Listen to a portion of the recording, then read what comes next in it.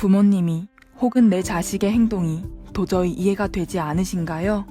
주변 사람들과 소통의 문제를 겪지만 이야기를 해보려 해도 계속 꼬여만 가시나요? 좀 더 나은 삶을 살고 싶지만 별다른 돌파구를 찾지 못하고 계신다고요? WPI 워크샵에서 자신을 알고 주변 사람을 이해하고 삶의 방향성을 확인하여 더 나은 삶을 살아가세요. 상담가로서 커리어도 개발하고 삶의 지혜와 이해를 얻어가실 수 있습니다. 듣기만 했던 WPI에서 벗어나 워크샵을 통해 WPI를 배우고 유용하게 활용해보세요. 11월 23일 WPI 워크샵에 참여하세요. 나만 열심히 일하는 것 같은데 세상은 내 유능함을 몰라보네요. 일 잘하는 당신, 인생도 효율적으로 살고 싶다면 성격별 인생 활용법을 알려주는 WPI 검사를 해보세요. 검사는 황상민의 심리연구소 사이트에서 하실 수 있습니다. 안녕하세요. 황상민의 심리상담소 시작하겠습니다.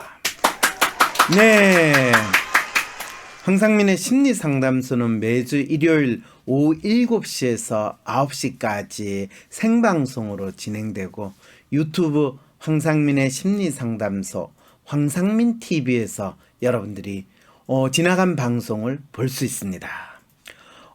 한 주의 주요 인물과 사건에 대한 심리 분석의 시간, 여러분들의 관심사, 또 심지어는 개인적인 고민 모두 셜록 황 지메일로 보내주시기 바랍니다. 셜록 황 스펠이 어떻게 되냐고요? 네, 셜록 황입니다. 그리고 gmail.com은 여러분 아시죠? 네. 자, 이번 주 시작은 또 여전히 우리는 이 조국의 운명에 대해서 걱정을 해야 되니까 조국 법무부 장관 사퇴 이후에 여전히 이 나라가 어떻게 되는가, 여의도를 가득 메운 분, 또 광화문에 모이신 분, 각자 당신이 보고 싶은 이 세상에 대해서 비록 조국 전 법무부 장관이 사퇴하고 조국 아웃이라는 것이 벌어졌음에도 불구하고 여전히 각자의 목소리를 내고 있던 것을 우리는 확인했습니다. 어떤 분 너무 피곤하다, 힘들다, 어떡하라고 이렇게 이야기하는데 이 나라 문재인 대통령은 과연 어떤 마음으로 이 상황을 보고 있을까요? 검찰 개혁의 단초나 업적을 이루었다고 하는 조국 전 장관의 사퇴의 변을 있는 그대로 받아들이는 분 얼마나 있을까요? 사실 별로 없는 것 같습니다. 그러면서도 조국 전 장관이 뭔가를 한 것처럼 보이려고 하는 이 상황이 얼마나 깝깝하고 안타까운 상황인지 여러분 저와 함께 같이 대체 이 시대를 살아가는 사람은 어떤 마음으로 살아야 될지 한번 길을 찾아봅시다. 오늘 처음 에피소드는 서울에서 일어난 게 아닙니다. 평양에서 일어난 일에 대해서 어떤 분이 사연을 보내줬습니다. 박사님, 중계도 없고 관중도 없는 정말 희한한 경기가 있었습니다. 바로 평양 남북 축구인데요. 남북 남자 축구대표의 평양 경기는 1990년 이후 29년 만이라고 합니다.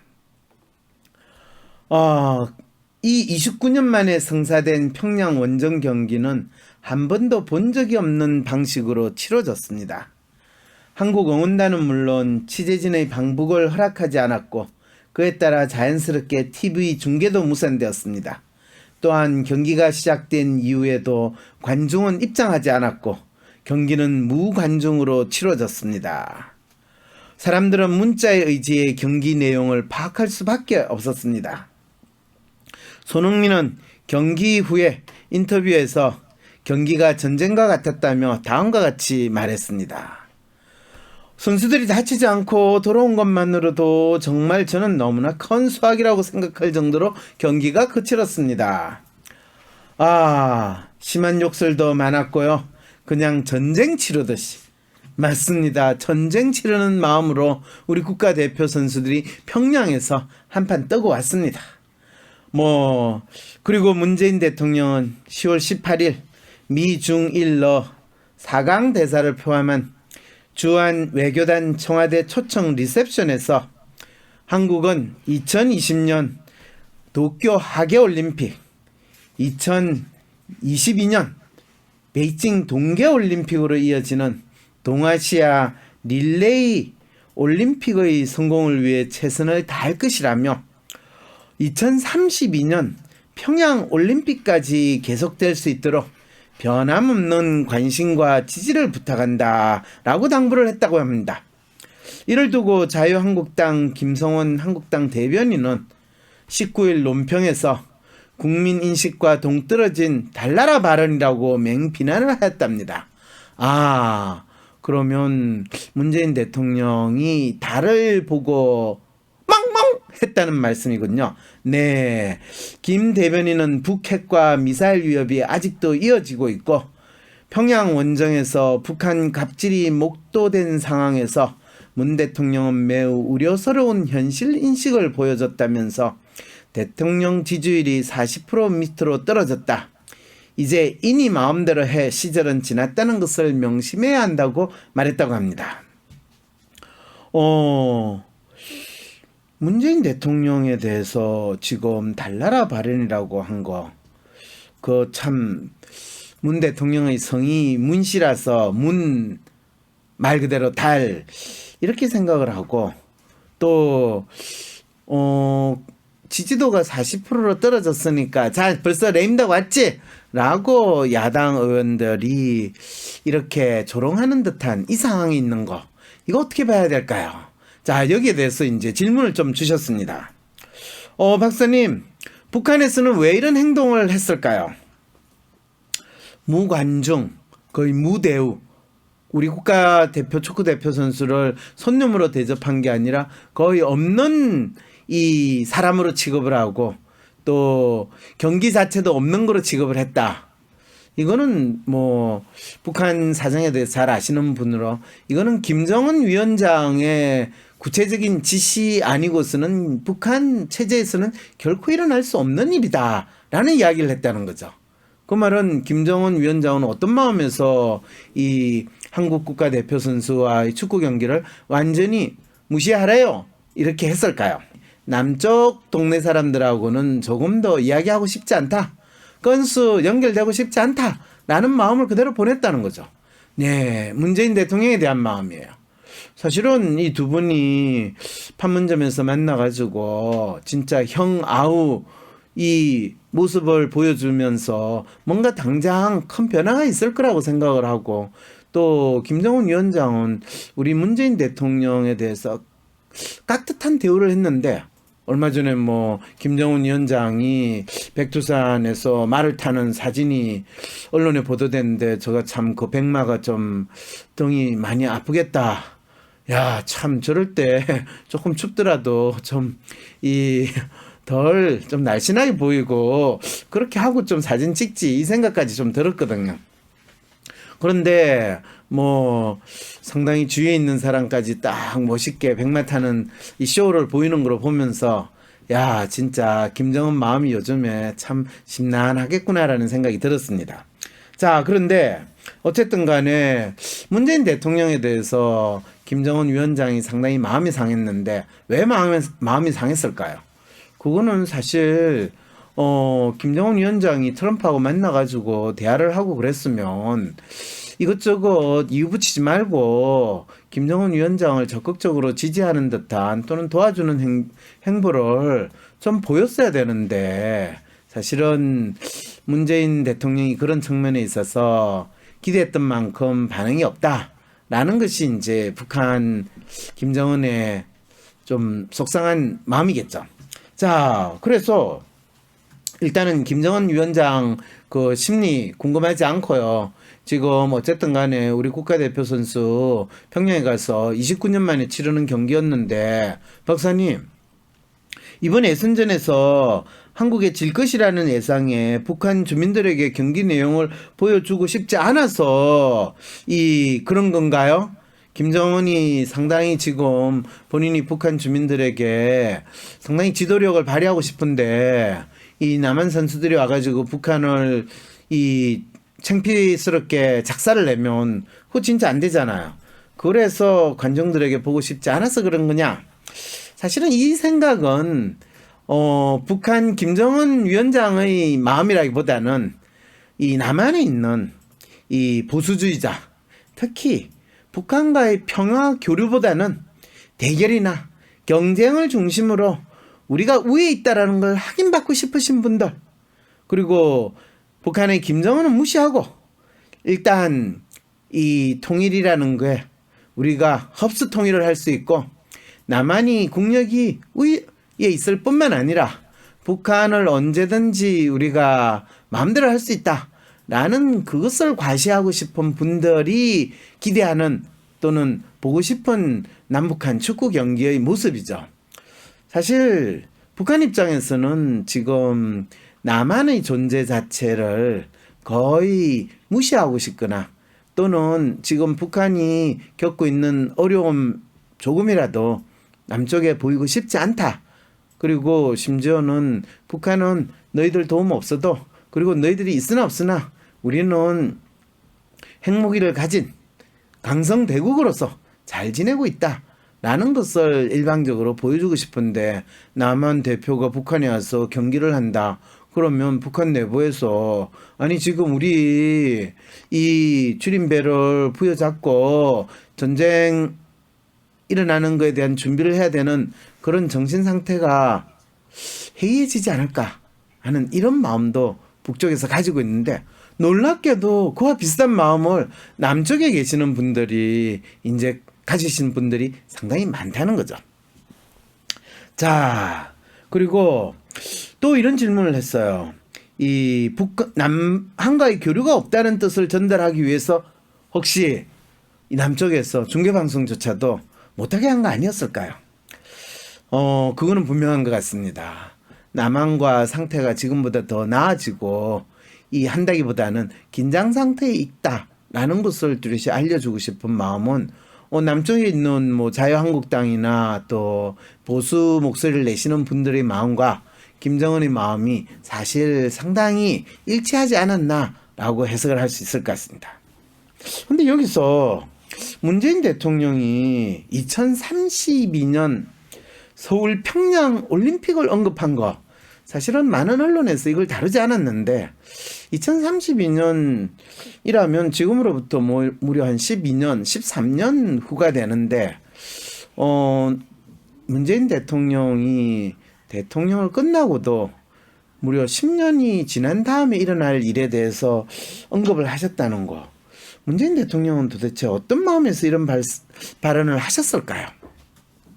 현재의 남북 관계가 상호 평화 관계가 지속적으로 이어져야 한다는 마음을 표현한 것인가요? 아니면 냉전 체제의 대결 구도로 우리가 미래를 생각해 볼 수는 없다라는 마음을 표시한 건가요? 이런 질문을 또 동시에 던졌는데, 사실 이 부분에 있어서 어떤 분들은 평화를 구걸한다, 그리고 평화를 구걸하는 상황이라서는 전쟁을 막기는커녕 전쟁을 일으키고 또 엄청난 어려움을 겪게 될 것이다, 이런 이야기는 사실 문재인 대통령이 처음부터 취임을 하고 나서 남북한 간의 평화를 이야기할 때 이 북한의 김정은, 특히 공산주의자들의 선전선동에 속을 것이다 라는 이야기는 많은 분들이 지속적으로 하셨어요. 가장 대표적으로 이야기하는 거 있죠. 문재인을 2차 세계대전에 전에 영국 수상 챔버린에 비유를 하는 거. 챔버린이라는 영국 수상이 그때 사실은 히틀러를 만나가지고 히틀러가 전쟁을 일으키는 생각이 없는 것 같다. 그래서 우리는 여러분들에게 제가 히틀러와 함께 이 평화협정을 맺었습니다. 이래가지고 왔는데 몇 달 지나서 히틀러가 체코를 착 침공하고 폴란드 침공하고 이래가지고 완전히 작살이 난 그런 경우가 되는 거죠. 그래서 지금 문재인 대통령이 히틀러가 아닌 김정은과 평화 어쩌고저쩌고 하는 거는 결국에 속을 것이고, 우리가 결국 이 대결 구도로 가는 것이 남북한이 살 길이다, 이렇게 주장하시는 분들 같은 경우에는 문재인 대통령이 무슨 이야기를 하든지 간에 그냥 달나라에서 부러짓는 소리다라는 식의 이야기를 하시게 되는 거죠. 사실 문재인 대통령이 어떤 마음으로 이 2032년 23년인가요? 아니죠. 32년이죠. 제가 요즘 헷갈려요. 그래서 서울과 평양의 올림픽을 말씀을 하셨는지 그거는 사실 조금 많은 국민들한테 조금 뜬금없다라는 느낌도 들긴 하지만은 남북 간의 평화라는 거를 앞으로 10년을 내다보면서 또는 심지어 이 우리가 노력을 해야 됩니다. 라는 그 메시지를 보냈다라는 측면에서는 상당히 의미가 있는 것 같은데 이거에 대해서 국민들이 지금 이 상황에서 서울 평양 남북한 올림픽을 이야기할 땐가 이런 부분에서 국민들이 가지는 공감대 부분에서는 조금 아쉬움이 있는 말씀이지 않았나라는 생각이 좀 들긴 합니다. 자, 근데 저는 사실 여기서 많은 분들한테 이런 질문을 좀 던져보고 싶어요. 우리가 이 영국하고 뭐 2차 세계대전 전에 영국하고 독일과의 관계를 남한과 북한의 관계로 비유하는 것이 과연 상상의 측면에서도 가능한 비유인가? 저는 그거는 전혀 1차 세계대전에 영국은 성전국이었고 독일은 패전국에 대해서 엄청난 배상금을 지불을 하고 그러다가 어려운 시기를 보내다가 히틀러가 등장함으로써 경제적으로 엄청나게 발전해가지고 이 독일 국민들은 1차 세계대전의 수모를 갚아야 된다라는 그 마음에 팽배했던 시기고 그리고 영국 같은 경우에는 사실 유럽에서 전쟁이 일어나면 또 영국이 거기 개입하게 될 것이고 안 그래도 1차 세계대전의 전쟁의 그 후유증 이런 부분에서 영국이 상당히 어려움이 있는데 또 다른 전쟁을 겪는다는 건 영국이 감당할 수 있을까라는 이런 고민들을 하고 있는 그 시기와 지금 남한과 북한 간의 관계를 비교해가지고 히틀러하고 체험블린 수상과의 평화협정을 비유하는 그분들이야말로 진짜 이 대한민국이 현재 어떤 상황이 있는지 어떻게 나아가야 될 것인가에 대한 생각은 조금 더 없는 분 아니신가라는 생각이 듭니다. 그리고 무엇보다도 이런 분들은 전쟁의 이야기나 긴장 관계에 있을 때 평화를 이야기하는 사람이 사실은 상당히 약하게 보이는 모습인데 문재인 대통령을 우유부단하고 상당히 약한 사람으로 보기 때문에 가능하면 모욕을 주고 가능하면 공격을 해가지고 저 인간이 언제까지 가나 보자 그러다가 거기에 대해서 강한 의조로 이야기를 하거나 분노를 표현했다라고 하면 뭐 정신병자 라는 식의 이야기를 하면서 이 또다시 인신 공격을 하는 그런 아주 놀라운 그렇지만 항상 그분들이 잘 쓰시는 전법을 쓰는 게 일부 대한민국에 계시는 분들의 정치적인 공격 방법이 아닌가 싶은데 같은 대한민국의 사람으로서 이 나라 대통령에 대한 뭐 예우, 예절 이런 걸 떠나서 대체 이 나라가 어떤 나라가 되기를 원하는지 그리고 꼭두각시 최순실의 꼭두각시 노릇을 하던 그분한테는 지극한 존경심과 숭배하는 마음을 보였던 그 분들의 마음은 대체 왜 그러셨을까 이런 생각이 드는 심리학자로서도 그런 생각이 듭니다. 그래서 이 문재인 대통령이 평화를 주장한다고 해서 그거를 2차 세계대전 전에 영국 수상인 체험블린에게 비유를 하시는 분들 같은 경우에는 제발 역사 공부 조금 다시 한번 해주시고 그 다음에 지금 현재 남한과 북한의 관계는 어떻게 돼야 되고 어떻게 발전해야 될 건가 그런 내용을 꼭 이야기를 해주시면 참 감사할 것 같습니다. 제가 이런 부탁을 한다고 하는 게 뭐 듣지도 않으시겠지만 안철수가 대선 선거 유세에서 김정은이랑 전쟁하겠다고 해서 표 많이 잃었다고 봅니다. 그런가요? 그렇게 이야기하면 표를 많이 얻을 수 있다고 생각해서 또 그런 이야기를 했을지도 모릅니다. 문통은 의외로 강하게 밀어붙이시는 것 같아요 라고 이야기하는데 저는 문재인 대통령이 의외로 강하게 밀어붙이고 있는 걸 뭐로 밀어붙이는지 좀 알았으면 좋겠습니다. 자, 여러분들이 뭐 이 평양에서 일어난 참 황당한 축구 경기를 통해 가지고 김정은과 문재인 대통령의 심리에 대해서 좀 관심을 가져봐 줬으면 어떨까라고 하는 마음에서 이 에피소드를 시작했는데 별로 관심이 없네요. 그저 문재인 대통령을 깎아내리기 위해서 모든 것을 활용하는 듯이 보여요. 예, 저도 그렇게 보입니다. 잘 깎아내려졌으면 좋겠는데 국감에서 보면 기고만장하고 대통령 위에 있는 듯 하고요. 그렇죠. 저는 이래서 웬만하시면 그냥 그분들 다 검찰을 동원해서 체포라도 할 수 있으면 참 좋겠는데 왜 그걸 안 하시는지 이렇게 이야기하면 아니 좌파 독재를 지금 박사님이 이야기하시는 거예요. 이렇게 이야기하면 좌파 독재 그건 잘 모르겠고요. 강력한 대통령의 리더십을 바라는 분들이 혹시 그런 분들이 아닐까라는 마음에서 답한 마음에 한번 해봅니다.